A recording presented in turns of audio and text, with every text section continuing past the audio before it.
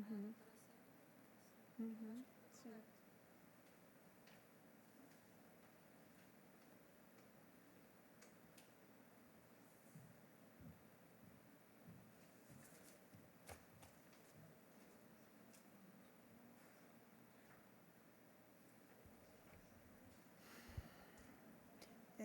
Você verifica quem é os advogados que estão chegando, se é do sustentação oral do próximo. Tá lá, está chegando.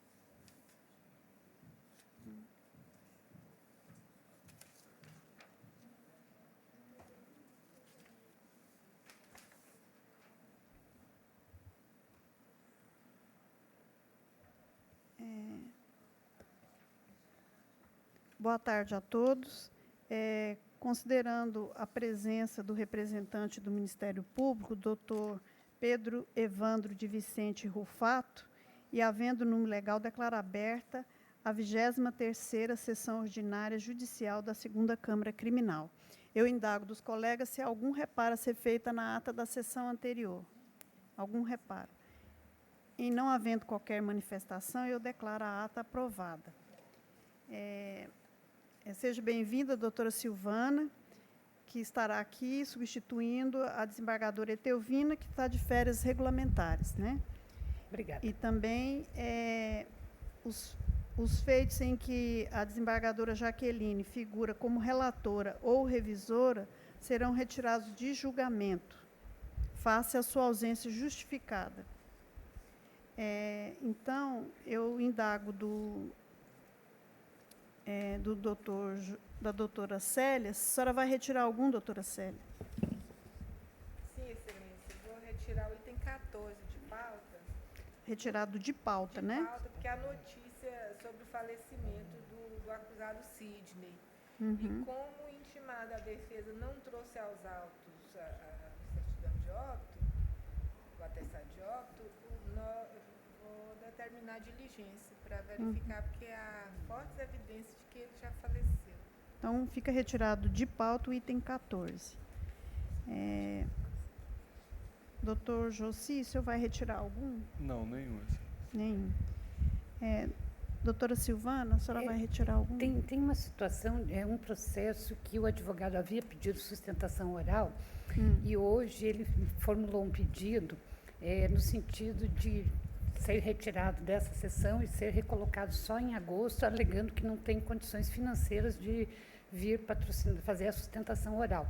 É um processo que foi retirado na semana passada, que a doutora Célia é revisora, né, como ela estava em usufruto de folga de plantão, ela não estava, né, e aí o processo teve que ser retirado. Aí, por lei, não é motivo para retirar de pauta, mas, assim, para evitar uma alegação de cerceamento de defesa, eu pensei em deferir parcialmente, retirar da pauta de hoje e recolocar na próxima. Eu não sei. Na verdade, ele só tira de julgamento, só tira né? de julgamento, ele mantém isso. ele na Mantém ele na pauta, retira de julgamento. E não será julgado hoje, Não será considerando julgado essa hoje. condição, né? Isso. E ele será julgado na próxima sessão, então. É, Isso. Qual que é o item? Deixa eu ver, eu não estou lembrando agora qual que é o item. É o item 6, doutora Silvana. Eu acho que é o item 6, sim. Deixa eu ver. É o item 6. É o item 6, que é o... apelante Vera Lúcia Alves da Isso. Silva e Fernanda, não é isso? Isso, isso mesmo, esse item 6. Então, fica retirado de julgamento o item 6. Isso, com essa ressalva, então, de que Tá. não atendendo integralmente o pedido, né, Mas só para evitar o cerceamento de defesa. para evitar o cerceamento de defesa.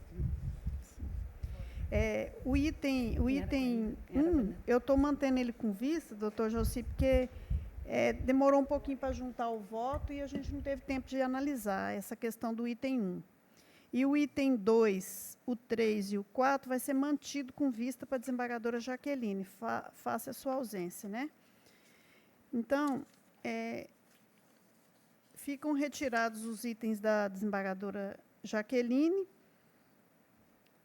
dela como relatora e como revisora, né? E mantido com vista os itens 2, 3 e 4. E vamos para os pedidos de sustentação oral, iniciando aqui com o item 1. O item 1, não esse aqui, é esse aqui, o item 13, né? Tá. Tá. o item 13, é o doutor Roger, né? Doutor Roger, o item 13, é a apelação criminal 29.000, dígito 91 de 2018, apelante Heron Marcos Alencar dos Santos, apelado Ministério Público, da relatoria da doutora Silvana, que está com a palavra. Doutora Silvana. Bom, eu estou até dando parcial provimento ao recurso. Eu não sei se o senhor vai insistir na sustentação oral. Por favor. Vai insistir? Doutora Silvana, a senhora está ratificando o relatório? Estou ratificando o relatório. Sim.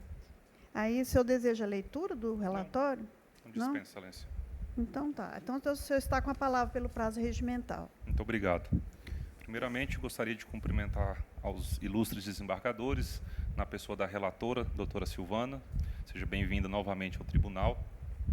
Cumprimentar a doutora Célia Regina, a ilustre presidente, doutora Maísa Vendramini, o doutor Jossi Gomes e o ilustre representante do Ministério Público e as servidoras de justiça que tanto bem nos atende. Muito obrigado. Trata-se de uma apelação criminal em sentença proferida pelo juízo da 2ª Vara Criminal de Araguaína, em que condenou o apelante a uma pena de 11 anos e 8 meses de reclusão e 1.108 dias multa pelo crime do artigo 33 da Lei 11.343, combinada com o inciso 6º do artigo 40 da Lei 11.343. A acusação e a condenação se deram pelo artigo de guardar ou ter consigo substância entorpecente, conhecida como maconha. Na ocasião em que o apelante foi preso em flagrante, em outubro de 2017, o mesmo estava com uma caixa no interior de sua residência, contendo o equivalente a 19 quilos de maconha. Pois bem, a polícia militar, cumprindo diligências, adentrou a casa do mesmo e pegou o mesmo dormindo na sala e, ao fazer uma vistoria em sua residência, encontrou uma caixa contendo 19 quilos de maconha. O mesmo foi preso em flagrante. No mesmo momento de sua prisão, Excelência, sem nenhuma comunicação prévia a advogado, nem nada, ou mesmo aos próprios policiais militares, que inclusive confirmam isso em seus depoimentos, afirmou quem seriam os proprietários de fato da referida droga, informando nomes de 2 pessoas. Primeiro, um traficante conhecido como Perninha, famoso na região do Raizal, onde o mesmo mora, e o segundo, o senhor Neguinho, que seria um comparsa desse senhor Perninha.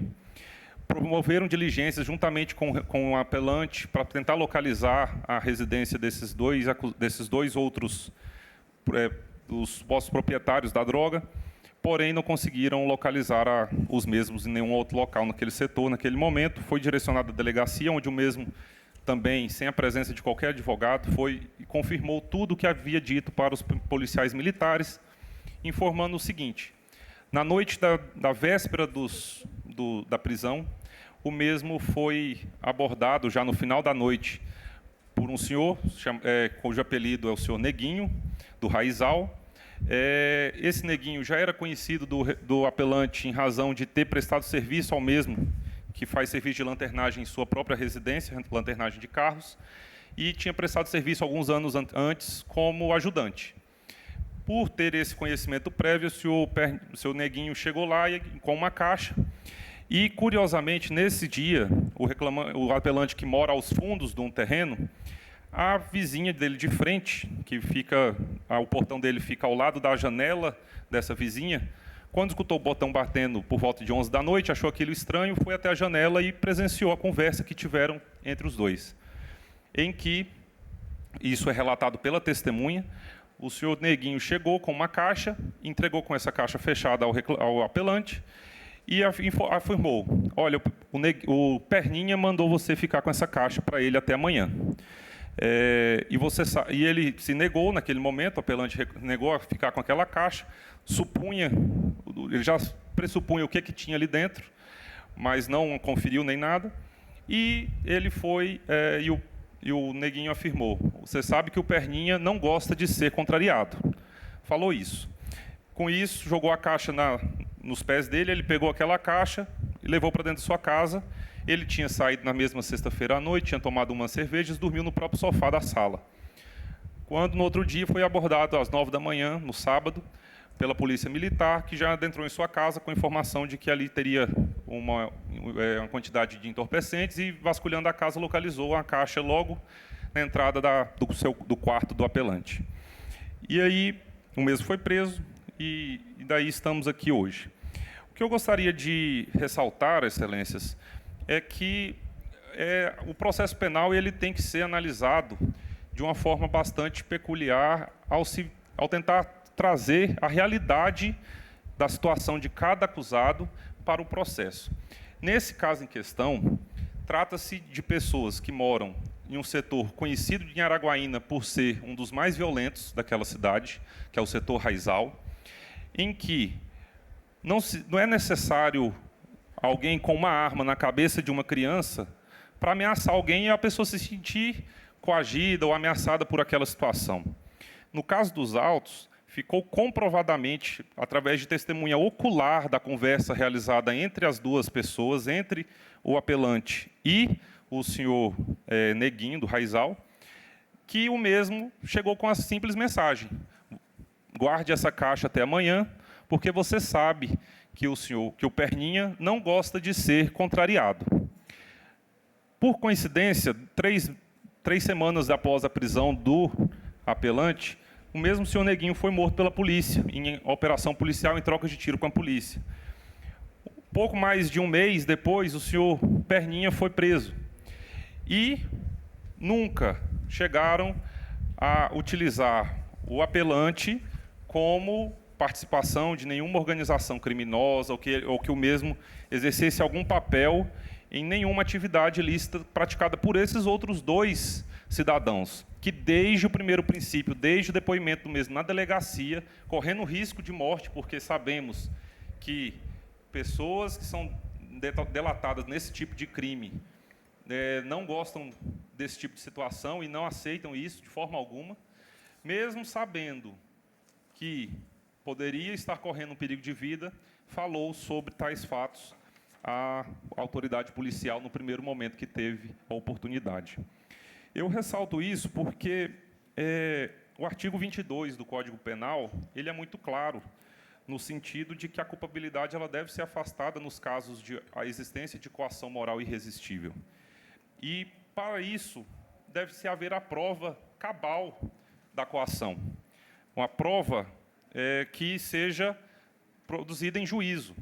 E essa prova foi produzida. Não tem como aqui a gente ter que trazer uma filmagem ou o processo penal ter que exigir uma gravação para que se reconheça a coação moral irresistível. No caso, uma testemunha ocular relatou de forma precisa e clara o que foi, inclusive, reconhecido a sua sinceridade pelo representante do Ministério Público em suas alegações finais orais, que foi a senhora Maria da Consolação, que declarou ter presenciado ocularmente a conversa entre ambos. E até mesmo o policial militar Sérgio Danilo Alves, que foi ouvido em juízo, falou saber da existência do cidadão Neguinho, que foi conhecido lá como um traficante de drogas da região, bem como mesmo afirmou conhecer o apelante desde sua infância e sabia que o mesmo nunca teve envolvimento com o mundo do tráfico, mas que assustou a ocorrência daquele dia de pedirem para que eles averiguassem a residência do mesmo, quando encontraram o entorpecente ali dentro. É importante também a gente afirmar que a coação, no caso, ela era clara. Ou você guarda, ou alguma coisa vai acontecer com você. O apelante era pai de uma bebê que estava em sua residência e tem família no local, foi criado ali na região, possuía na época da morte 25 anos de idade, na época dos ocorridos, 25 anos de idade, sem nenhuma passagem na delegacia, nem por porte de droga, nem por consumo de droga. Nunca foi feito nenhuma ocorrência que falasse que o mesmo fosse envolvido com o tráfico de drogas.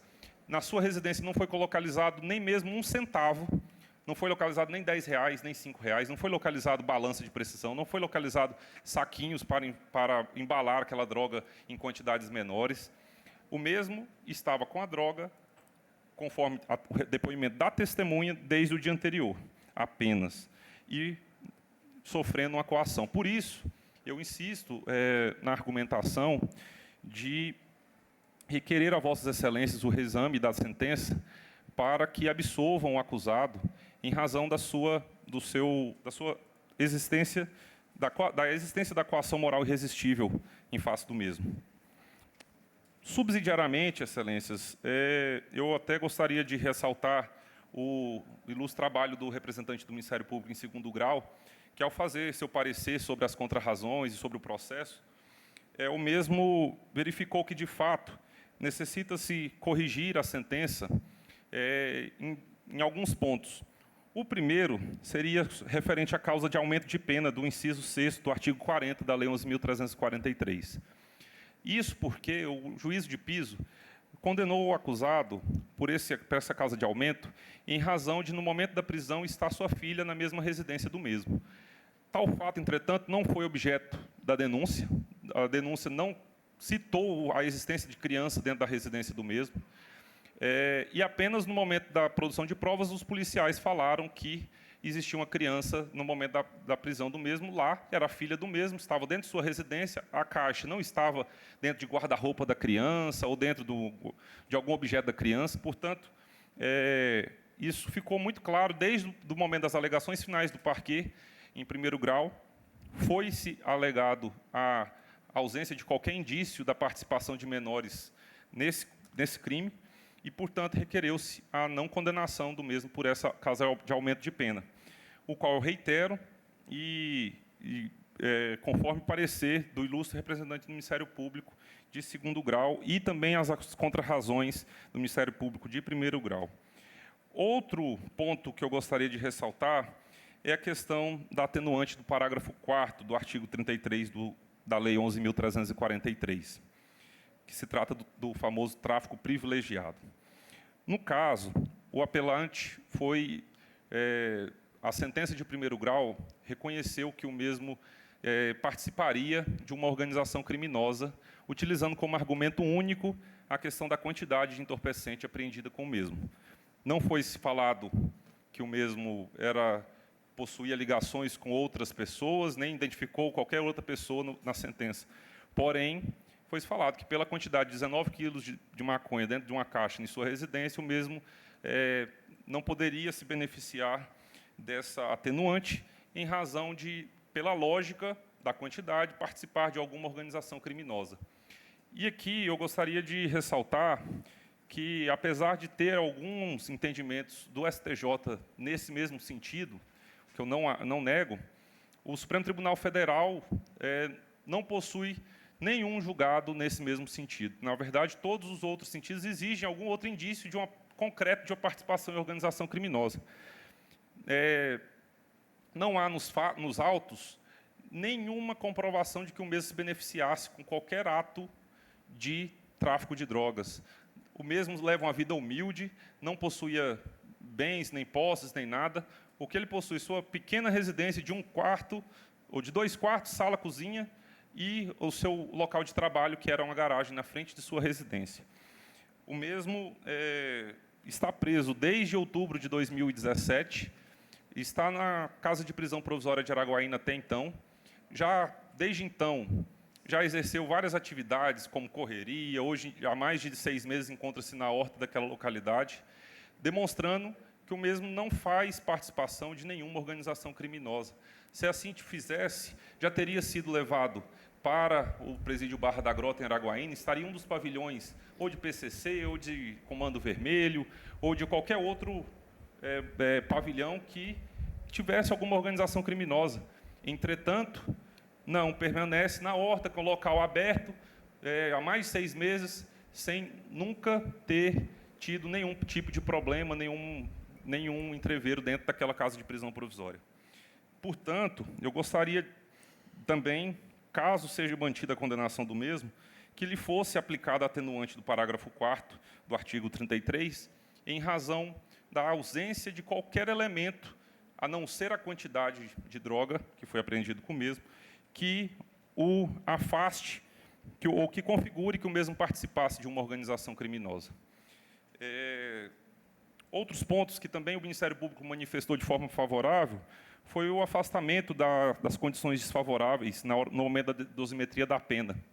No caso, o Ministério Público foi favorável à retirada da culpabilidade, do motivo e das circunstâncias como questões desfavoráveis no momento da dosimetria da pena base. Porém, o Ministério Público considerou que seria necessário que fosse mantida a circunstância das consequências do crime, pelo fato de que a maconha possui um poder viciante e, portanto, não poderia ser ou teria que ser considerado como desfavorável tal ponto. Eu gostaria de apenas ressaltar que tal situação, a consequência do crime ser de que a maconha possui um poder viciante, o que também foi utilizado pelo juízo de piso, tal ponto é o que faz a droga ser proibida. Se a maconha não tivesse um poder viciante, não tivesse um poder de destruir pessoas, ou reputações, ou ainda famílias e tudo mais, qual seria a diferença da maconha para o tabaco? Nenhum. A maconha, isso está na condição do crime de tráfico de drogas, a sua consequência de ser viciante. Se não fosse uma substância viciante, não teria por que a mesma ser proibida. São esses os pontos que eu gostaria de ressaltar nesse momento. Gostaria de agradecer a oportunidade e clamar aos senhores que façam uma análise bem detalhada desse ponto. Eu gostaria apenas de ressaltar um último detalhe, excelências, que esse acusado, eu fui presidente do Rotary Club de Araguaína, uma instituição carente, em que a sua esposa prestava serviço para nós no momento de sua prisão. Ela era diarista, fazia limpezas lá. E nosso escritório, que não tem muito costume de atuar na área criminal, acabou aceitando o desafio de defendê-lo, em razão justamente de observar a situação da família, a situação precária que a família possui, por não ter qualquer ligação pretérita, nenhuma ligação com traficantes, nenhuma com organização criminosa. Então, foi um caso que nos chamou muita atenção e que eu gostaria da compreensão de Vossas Excelências nesse momento. Eu agradeço. Muito obrigado. Meus cumprimentos ao doutor Roger Souza. Eu passo a palavra ao doutor Evandro, Pedro Evandro, representante do Ministério Público.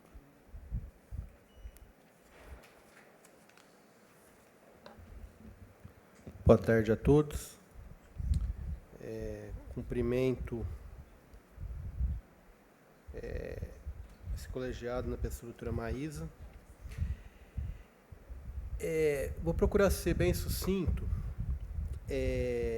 e me ater às contrarrazões do ilustre procurador, já registrando a lealdade processual do nobre advogado. A denúncia, ela tipifica a conduta de guardar maconha. Guardava, a denúncia fala, o tipo penal guardava. E me parece que é um fato incontroverso isso. A defesa alega que guardava em razão de uma possível coação. Ocorre que essa coação, em momento algum, restou demonstrada nos autos. As provas não dão conta dessa coação, em que pese o esforço argumentativo do eminente advogado.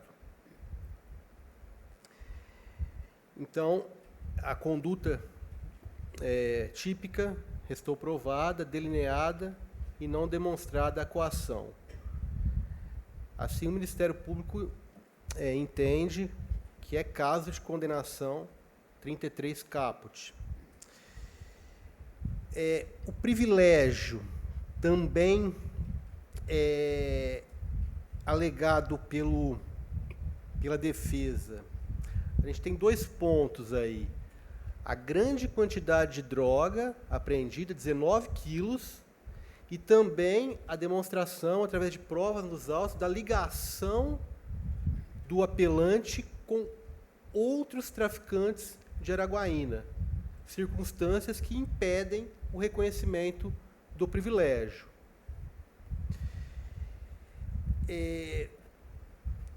No tocante à pena, conforme bem ponderado nas contrarrazões,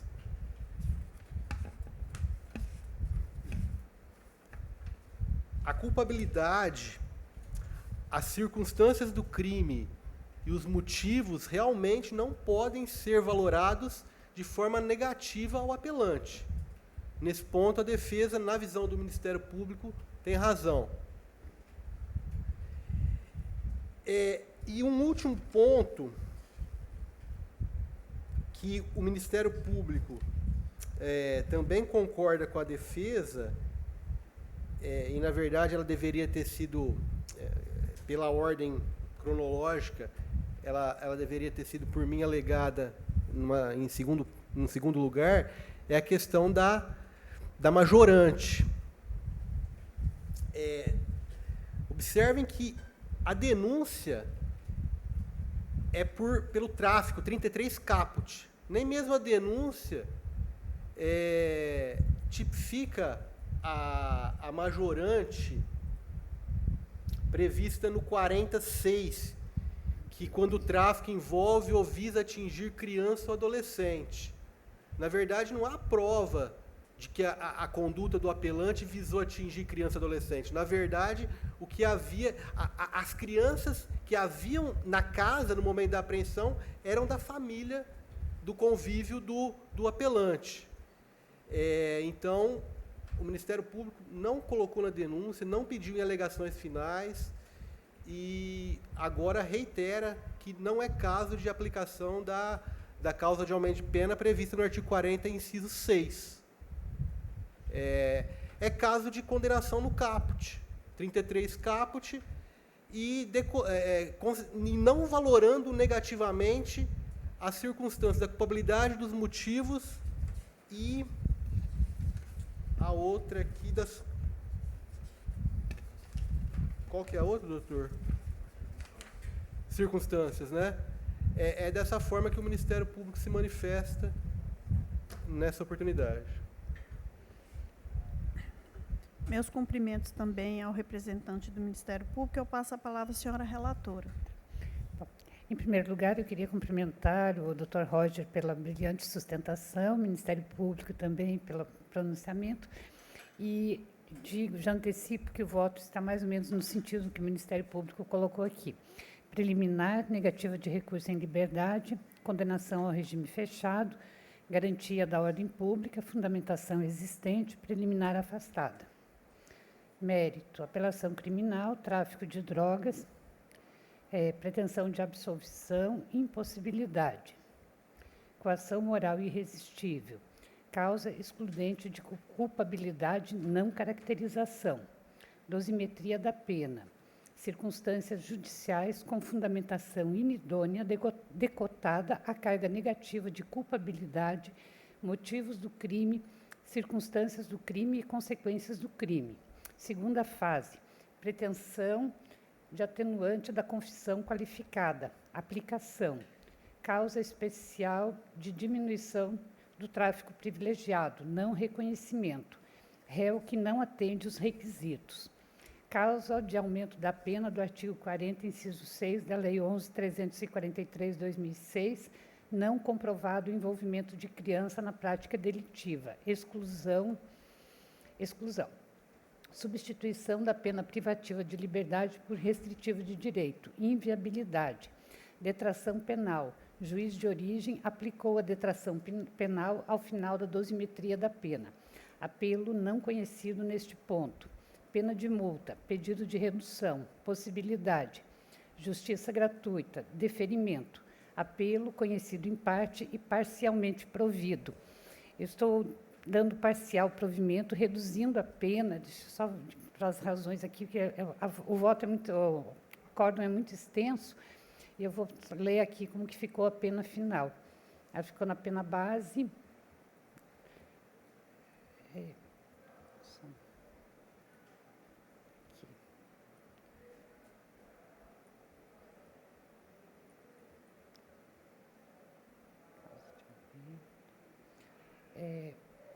A pena base ficou definitiva em 5 anos de reclusão, é a pena mínima. Estou reduzindo também a pena de multa para 500 dias multa e, considerando a detração, estou aplicando o regime semiaberto como voto. Doutora Célia. Acompanho, excelência. Doutor Jossi. Acompanho também, excelência. Então, concluído o julgamento, ficou conhecido em parte e na parte conhecido parcial provimento. Isso. Unânime.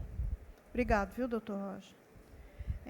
Dando continuidade aqui aos pedidos de sustentação oral, o próximo é o item 17, doutor Tiago Aires. Doutor Tiago, né? O item 17 é a apelação. 17 é a apelação criminal 11.269, dígito 48 de 2019, apelante Reginaldo Alves de Carvalho Filho, apelado do Ministério Público, da relatoria da doutora Célia, que está com a palavra. O doutor dispensa a leitura do relatório. Dispenso, excelência. Obrigado. Então, doutor, o senhor está com a palavra pelo prazo regimental. Obrigado, excelência. Cumprimento a todas as excelências presentes. Primeiro, eu queria deixar consignado que, no mês passado, esse causídico aqui fez 16 anos de juramento da Ordem dos Advogados do Brasil e sempre pautou pela luta pela justiça, pelo compromisso com a busca da verdade real. A minha atuação é muito voltada para a primeira instância, excelências, e nessa busca da verdade real, privilegio muito a sensação que o juiz tem na colheita da prova, a proximidade que o juiz de primeira instância tem com a proximidade da prova, e aqui eu deixo uma crítica neste julgamento desta apelação, em relação a ter toda a instrução do processo ter sido feito junto e com o juiz que representa a 2ª Vara Criminal de Palmas, com o promotor também, o excelentíssimo senhor Fábio Lang, e tudo na mais perfeita instrução, com a boa colheita das provas. Este causídico, não por ser defesa, mas estava convicto da absolvição, ao que passou o processo para a ANACOM, e a ANACOM, distanciada e dissociada da colheita de provas, fez uma sentença que, aparentemente, só julgou com uma pena mínima para condenar, para colocar a sentença. Então, fica aí a crítica. Eu sei que o judiciário tem essa necessidade de desafogar os processos de primeira instância, mas fica a minha crítica da dissociação do juiz que julgou o processo para o juiz que fez a colheita das provas. Trata-se aqui, excelências, de uma condenação ao Reginaldo Alves Carvalho Filho, está aqui presente, pelo artigo 302 e sua qualificadora, praticar homicídio culposo na direção de veículo automotor, e a qualificadora no inciso 3, deixar de prestar socorro quando possível fazê-lo, sem risco pessoal à vítima do acidente. Na verdade, uma qualificadora que parece um subtipo penal. Excelência, a insurgência do causídico aqui presente está em relação aos dois, ao tipo e à qualificadora, mas principalmente a qualificadora de omissão de socorro. Eu vim aqui, levantei da primeira instância para vir para Vossa Excelência, para tentar chamar a atenção em relação a pontos que são cruciais, e eu serei bem breve nesses pontos. Veja bem, o acidente, do acidente resultou o evento morte. Não resta dúvida, está bem comprovado nos autos, tem um laudo cadavérico, porém, não ficou evidenciado durante toda a instrução processual nenhum dos requisitos da culpa, nem negligência, nem perícia, nem prudência. Então, para falar sobre o primeiro tipo penal aplicado, eu vou ler uma parte, eu peço vênia, sobre a própria sentença, um resumo do que o perito falou quando foi juramentado e ouvido em juízo. O perito é o Wagner Costa Rezende. Ele disse eu estou fazendo leitura da parte da sentença. Esclarece que, quanto à impossibilidade de precisar a razão do acidente, em virtude do local não ter sido preservado e o carro não ter parado imediatamente. podendo, eu faço questão de frisar essa parte, a causa determinante do sinistro ser em virtude da ausência de reação, vírgula, reação tardia do condutor ou inopinada da bicicleta, entrada inopinada da bicicleta. Nesse ponto, em relação ao artigo 302 do CTB, veja que a prova pericial, que aqui é a mãe das provas, ele tem um laudo, está inserido no evento 90, ele não é conclusivo em relação à causa determinante do acidente.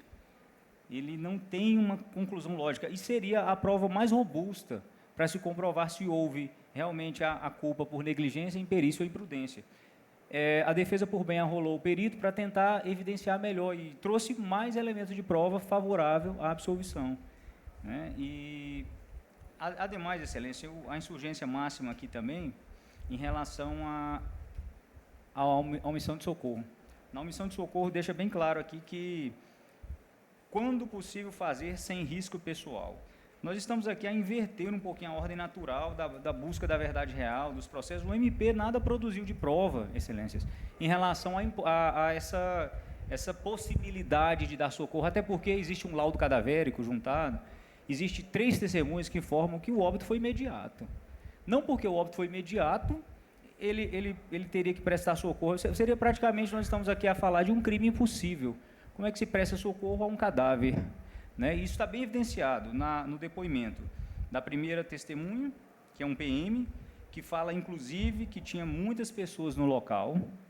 Então, em contrapartida, também tem o depoimento do Reginaldo na fase inquisitorial, em que ele fala que fez o contato no 190 para a autoridade policial. O bem jurídico tutelado aqui foi resguardado, seria a incolumidade física, a integridade física, só que é bem perceptível com a leitura dos autos que o óbito foi imediato. Então, não haveria por que essa condenação nesta qualificadora, que essa é a maior insurgência aqui da defesa, né? Ainda que permaneça a condenação pelo homicídio culposo em trânsito. Outra situação, além dessa ponderação em relação ao bem jurídico tutelado não conseguiu satisfazer, e o crime impossível, temos aqui os depoimentos também do próprio processado, que ele deixa bem claro na autoridade policial, depois que ele se apresentou após o acidente, e falando que havia uma bicicleta na pista, não tendo tempo de frear, afirmou que não parou para prestar socorro por ter ficado nervoso e temer represália. Excelência, esse local é na Ureni 2, um local na rodovia, é um local de difícil, não estou falando em relação à condição social do local, mas ali não era prudente e não era o momento mais adequado para ele produzir a autodefesa. A vítima caiu ao chão, podem observar nos autos, praticamente já em estado de óbito, isso aí não resta dúvida. E não era o momento para ele esperar a autoridade policial, fazer defesa ali, montar um tribunal ali na própria rodovia. O momento não era oportuno. Então, eu peço com a devida vênia, subsidiariamente aí, a absolvição principal na qualificadora da omissão de socorro. Venho aqui para chamar a atenção de Vossas Excelências nesse ponto em específico. E é o pedido, peço deferimento. Obrigado. Meus cumprimentos aqui ao doutor Tiago, e eu passo a palavra ao representante do Ministério Público.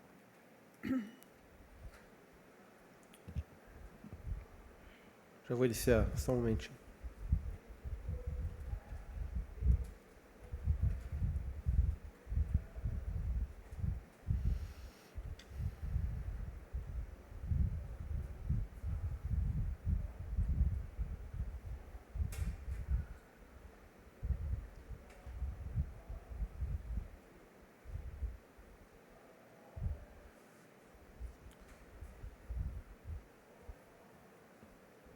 Excelentíssimos desembargadores,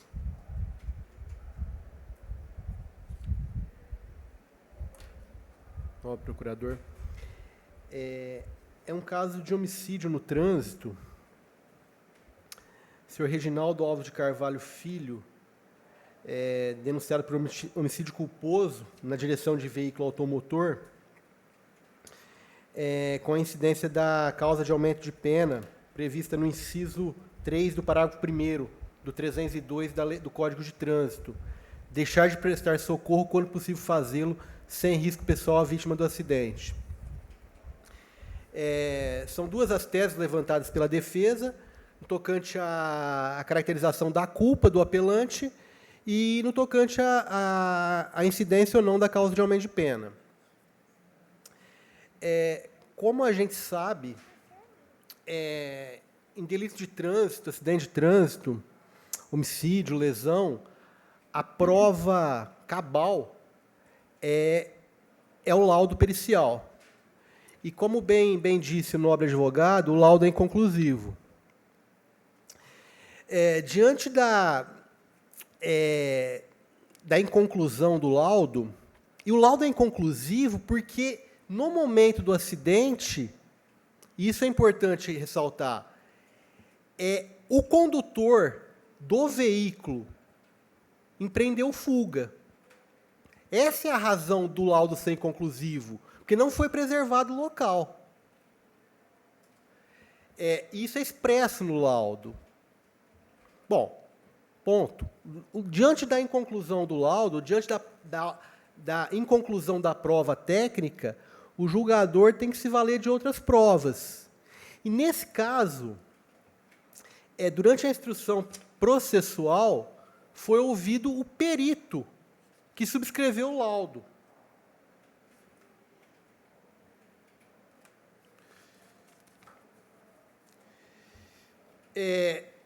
Wagner Costa Rezende Filho, que apontou a impossibilidade da vítima estar atravessando a pista no momento da colisão, concluindo que condutor e vítima trafegavam no mesmo sentido, visto que o amassamento na roda traseira da bicicleta é típico de colisões traseiras, afirmando ser improvável que a batida tenha sido frontal. Esclareceu ainda que a impossibilidade de atestar o motivo do acidente se deu em virtude do local não ter sido preservado e o carro não ter parado imediatamente, podendo a causa determinante do sinistro ser em virtude da ausência de reação tardia do condutor ou entrada inopinada da bicicleta. Todavia, conclui pelos danos apresentados no veículo e pela amputação da perna da vítima, o recorrente desenvolveu uma velocidade superior a 80 km por hora.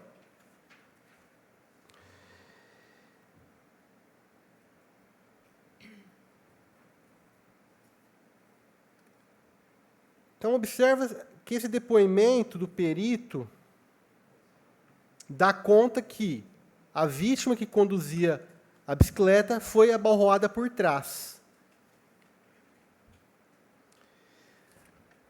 sendo inviável, portanto, se falar em absolvição.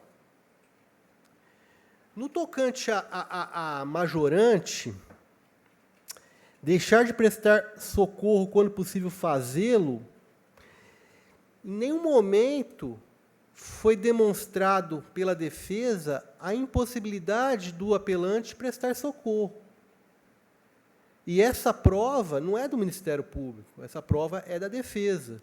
É uma alegação da defesa que tem que ser provada. Em nenhum momento restou provado. O acidente foi no período da manhã, em nenhum momento restou provado uma aglomeração de pessoas no local, até porque não houve qualquer tipo de tentativa de socorro. Tão logo ocorreu o acidente, ocorreu a fuga, foi ato contínuo.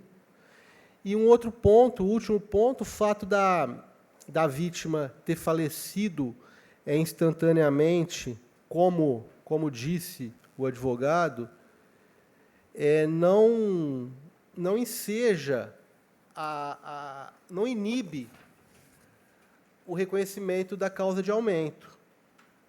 É um entendimento do STJ já consolidado, porque o espírito da lei aí, a natureza da lei, o objetivo do legislador qual foi? Zelar pela solidariedade. Zelar pela... o motivo relevante é a solidariedade, que me parece que não houve. Então, nesse sentido, o Ministério Público está pugnando pelo conhecimento e improvimento do recurso, mantendo-se na íntegra a sentença. Meus cumprimentos novamente ao representante do Ministério Público e eu devolvo a palavra à senhora relatora. Também, Excelência, quero estender meus cumprimentos ao combativo advogado de defesa e ao ilustre representante do Ministério Público. O voto aqui é conduzido no sentido de manter a sentença, porque os argumentos também da defesa não me convenceram das alegações que fez. Então, vou me limitar à leitura da emenda, do resumo. Inexistindo prova apta a afastar a presunção iuris tantum do laudo pericial, o qual concluiu pela existência de nexo causal entre o comportamento do motorista e a morte da vítima, a condenação do réu, nos termos do artigo 302 do Código de Trânsito Brasileiro, à medida que se impõe. Conforme dispõe o inciso 3 do parágrafo 1º do artigo 302 do Código de Trânsito Brasileiro, a pena deve ser aumentada quando o agente deixar de prestar socorro, quando possível fazê-lo, sem risco pessoal à vítima do acidente. E à vítima do acidente. Não havendo provas do alegado iminente risco de represália por parte de transeunte e existindo, inclusive, incongruência na própria narrativa do réu, inviável o acolhimento do pedido de exclusão da causa de aumento pela omissão de socorro, mormente quando há provas claras no sentido de que o motorista causador do acidente se evadiu do local. Apelo conhecido e não provido. É o voto. Doutor Jossi. Eu acompanho, excelência. Eu também já até acompanhei aqui no plenário. Então, é concluído o julgamento, a unanimidade de votos negou o provimento. Obrigado, doutor Tiago. Não há mais pedidos de sustentação oral para esta data. Aí a gente vai partir aqui para os feitos retirados. O item 1 eu estou mantendo com vista, 2, 3 e 4 mantido com vista desembargadora Jaqueline. O item 5 é um conflito de jurisdição, 12.264, dígito 61 de 2019, tá? É da relatoria da desembargadora Jaqueline. O senhor mantém ele com vista, porque ela não está presente, porque parece que o senhor está apresentando um voto diferente, aí ela teria que dar a palavra para ela, né? Certo. Então, o senhor mantém com vista? Mantém. Então, mantido com vista também o item 5. Agora, o restante a gente dá para ir pelo plenário, né? Então, começando aqui com a doutora Célia. O item 14 é retirado de pauta. 15. O 15 é negado provimento unânime. 16, negado provimento unânime. 17 já foi, né? O 18...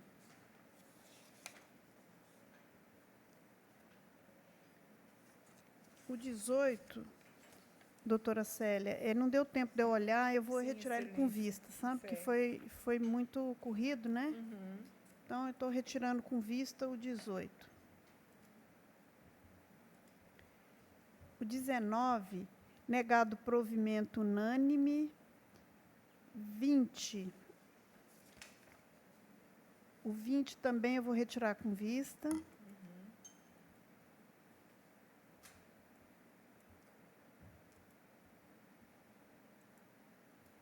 20.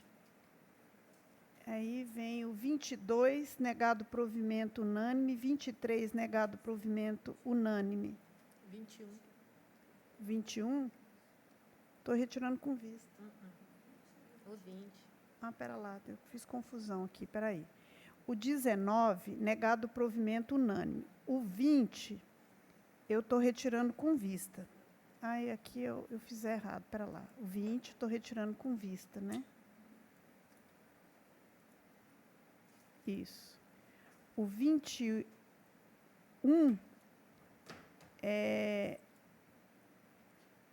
o 21, negado provimento unânime. 22, negado provimento unânime. 23 também, negado provimento unânime. 24. Falta o voto do doutor Jossi, no 24, doutor Jossi. O 24, excelência, eu estou acompanhando, era a questão do ciúme no crime de violência doméstica. Sim. Eu havia achado posições contrárias, mas me parece que o entendimento do STJ inclina nesse sentido. Eu estou entendendo mais razoável, de entender que o ciúme é uma carga negativa na motivação do crime de violência doméstica. Então, estou acompanhando também. Tá. Então, esse é o item 24, né? Então, 24, negado provimento, unânime. 25,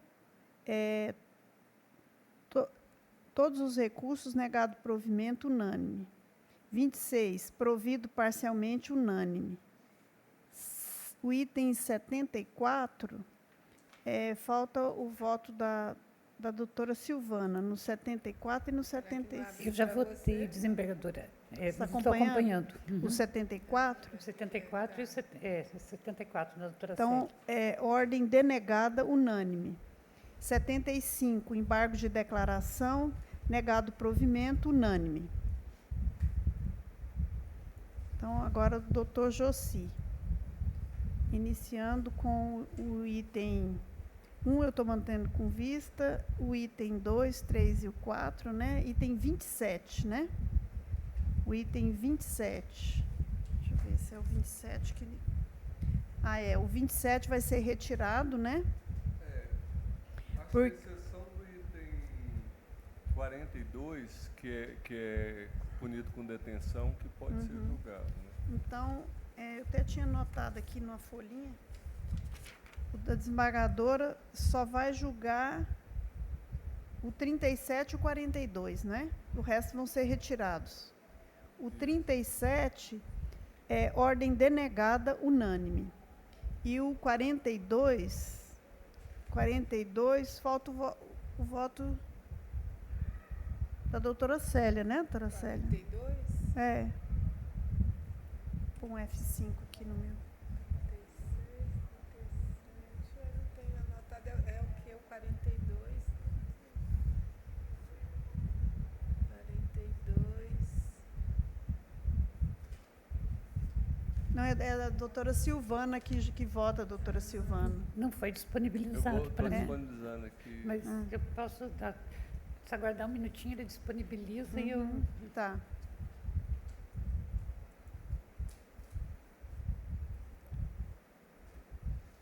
Mas eu também não posso falar que no gabinete também teve um equívoco na disponibilização dos votos para o doutor Jossi, e ele acabou votando agora. Então, vários deles têm que atualizar o plenário para ver que já está a votação.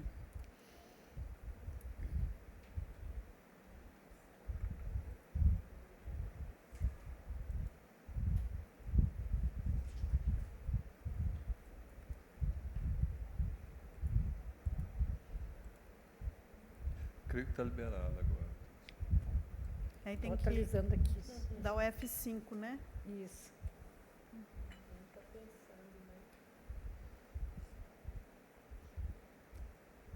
Excelência, sobre aquele processo, enquanto ela olha aqui, aquele processo que ela retirou e se propôs a trazer na próxima sessão, eu estou com um probleminha de saúde na família e eu pedi também, a semana que vem, 2 dias de gosto de plantão. Então, depois é só para lembrar, talvez seria o caso mesmo de deferir aquele pedido porque eu não estarei presente, do advogado de Araguaína. Vai que ele vem de lá para cá e eu já pedi e já foi deferido pela presidência.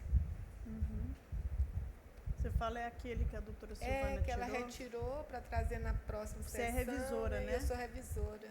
Aí eu fui olhar o dia 23 e 24. Aí a próxima, depois dessa, seria Aí realmente quem tem que agosto, decidir é a doutora Silvana, né? né? Só para passar para ela a informação. Com relação ao item 42, eu acompanho. No 42, deixa eu ver aqui. Doutor Jossi, né? E com relação ao item 6, eu acho que não vou ter alternativa, né? Vou ter que deferir o pedido do advogado, ficar para o dia 5 de agosto. Eu não disse na hora, porque tanta coisa, eu não sabia o dia certo. Eu fui olhar aqui e eu vi a próxima semana. Então, o 42 ficou negado provimento unânime. Então, os do senhor são... Tem mais, né, doutor Jossi? Aí vai lá para Quantas dos agravos, apelação- né? Quantas apelações são todas? Aí vai para o item 7,6, doutora Silvana. 7,6 em diante. São todos agravos, né, que não tem revisão. Vou ter que liberar aqui. Aí se eu libera para ela.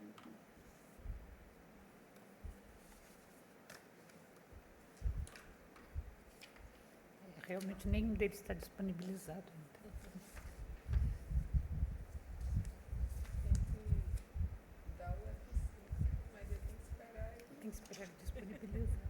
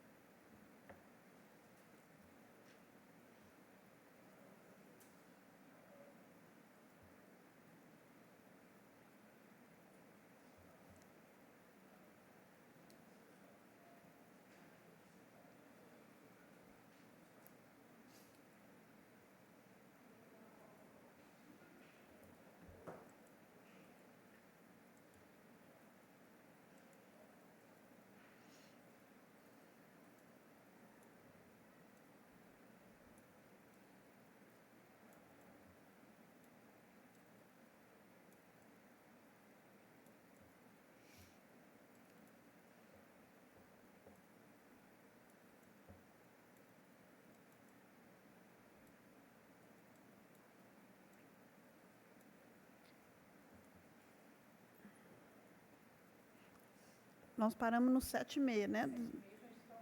Está acompanhando? Então, ficou agravo provido unânime. Aí vem o 7,7.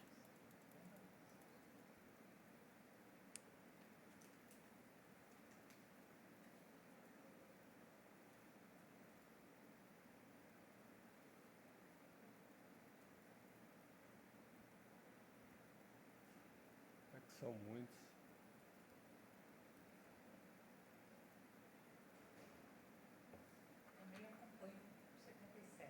Então, agravo provido unânime, 78.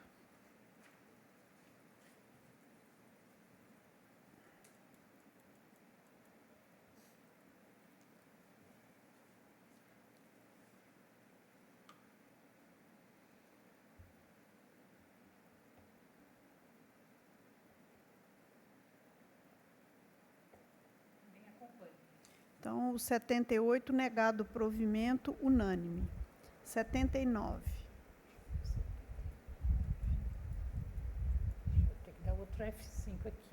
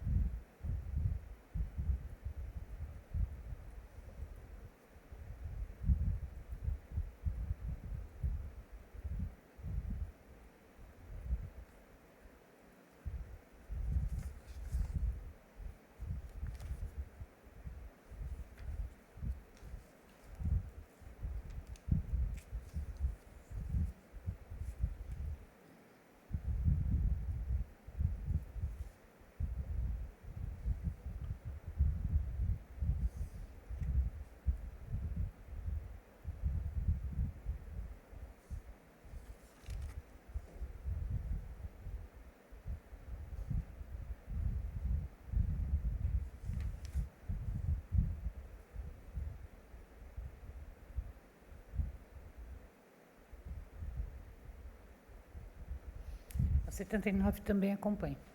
79? Isso. Então, unânime, provido, 79. Item 80 é outro agravo também, o item 80.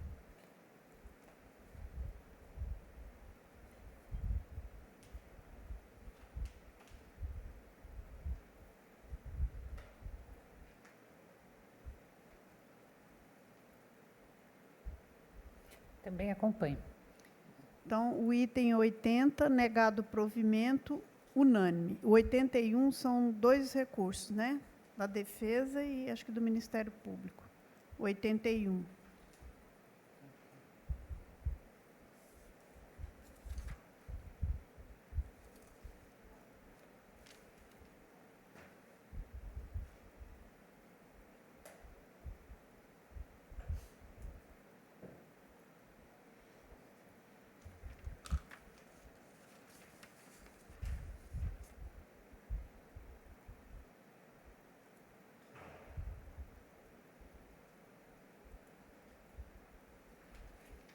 Também acompanho.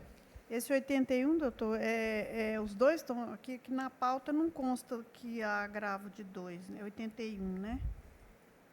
Só o agravante aqui e Igo, né? E aqui está constando, o resultado está como 2 agravos, né? Mas na ementa faz referência aos 2 recursos. Então, conhece 12 recursos e nega provimento, não é isso? Isso, aqui até o finalzinho Aham. ficou. Recursos de agravo conhecidos e não providos. Isso. Então, o 81 agravos conhecidos e improvidos unânime. 82, outro agravo. 82.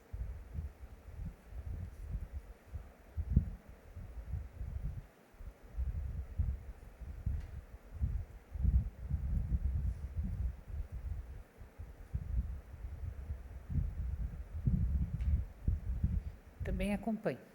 Então, ficou negado provimento unânime. 83, o último agravo. 83.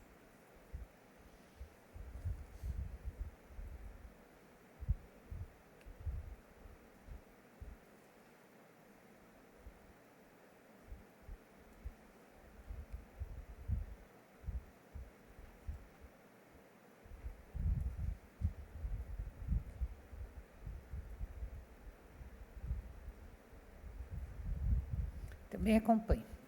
Então, o item 83, agravo negado provimento unânime. Agora, os da desembargadora Jaqueline ficam retirados, os meus. Iniciando no item 60, recurso em sentido estrito. Provido, unânime. 61, negado provimento, unânime. 62, provido, unânime. 63, negado provimento unânime. 64, negado provimento unânime. 65, provido parcialmente unânime. 66, provido unânime. 67, provido parcialmente unânime. 68, provido parcialmente unânime. 69, negado provimento unânime. 85, embargo de declaração rejeitados unânime. E 86, embargos de declaração rejeitados, unânime. Doutora Silvana, começando no item 7. Negado provimento unânime.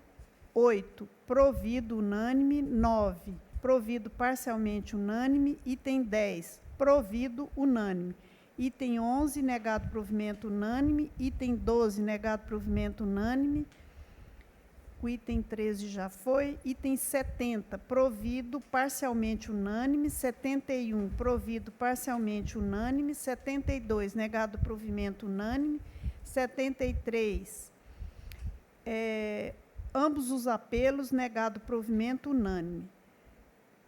87, ordem concedida, unânime. 88, ordem concedida, unânime. 89, ordem denegada, unânime. 71, você olha a emenda. Mais algum feito em mesa?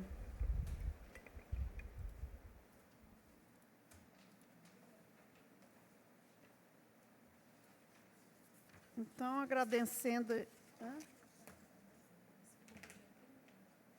doutora Silvana, como que ficou o item... Qual que é o número do item?